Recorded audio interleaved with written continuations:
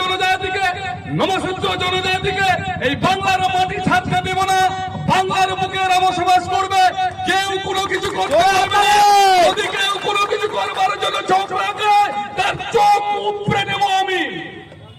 তাই বন্ধুগণ, নেত্রী মমতা ব্যানার্জির নেতৃত্বে, নেত্রী মমতা ব্যানার্জির নির্দেশে গোটা বাংলার বুকে এই হায়দ্রাবাদের মতো অলিতে গলিতে, গ্রামে গঞ্জে, শহরের আনাচে কানাচে সিএএর বিরুদ্ধে, এনআরসির বিরুদ্ধে আমরা সোচ্চার হয়েছি, গর্জে উঠেছি।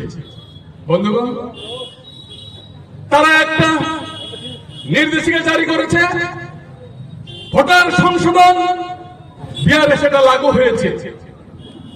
SIR যার নাম, SIR নাম, SIR ফুল ফর্ম স্পেশাল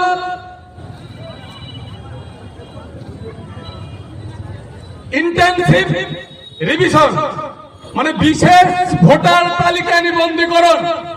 2002 সালের পরে 1 জুলাই 1987 সালের পরে যারা এই বাংলার বুকে, ভারতবর্ষ বুকে জন্মগ্রহণ করেছে, যাদের ভোটার তালিকায় এখনো পর্যন্ত নাম রয়েছে, আগামী দিনে এই ভোটার তালিকায় আমার নাম, আপনার নাম, আমাদের সমস্ত বিধানসভার মানুষের নাম থাকবে কিনা সেটা একটা সন্দেহের মুখে ঠেলে দিচ্ছে।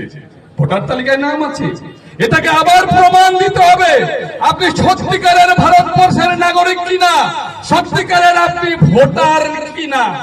এর এগেইনস্টে 1987 সালের আগে যারা জন্মগ্রহণ করেছে এই বাংলার মাটিতে তথা ভারতবর্ষের মাটিতে, প্রত্যেকের বার্থ সার্টিফিকেট আছে কিনা আমার সন্দেহ প্রকাশ করছে। 1987 সাল 1 জুলাইয়ের পরে বার্থ সার্টিফিকেট যদি না থাকে, আপনার ম্যাট্রিকুলেশন যদি সার্টিফিকেট না থাকে, আপনার যদি পাসপোর্ট না থাকে, আপনার যদি ভিসা না থাকে, আপনার যদি রাজ্যের রেজিস্ট্রিকৃত সিটিজেনশিপ সার্টিফিকেট না থাকে, তাহলে আপনি, আমি, আমরা, আমাদের সমস্ত জনগোষ্ঠী তাদের ভোটার নিয়ে একটা অনিশ্চিত জগতের দিকে ঠেলে দেবে। সঠিকভাবে ভোটারটাকে যদি আমি আমার ভোটটাকে আইডেন্টিফাই করতে না পারি, আমি ডি ভোটার হিসাবে চিহ্নিত হব। ডি ভোটার অর্থাৎ ডাউট ভোটার, সন্দেহজনক ভোটার। আপনার ভোটার তালিকায় নাম থাকবে, অথচ আপনি ভোটাধিকার দিতে পারবেন না, আপনি দেউলিয়া হয়ে যাবেন।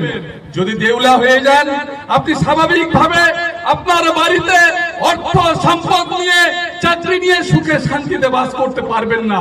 আপনার রাস্তানা হবে, তৈরি করছে অমিত শাহ, তৈরি করছে মোদি ডিটেনশন ক্যাম্প। যারা ডিটেনশন ক্যাম্পে আছে তাদের উপর কিভাবে অমানুষ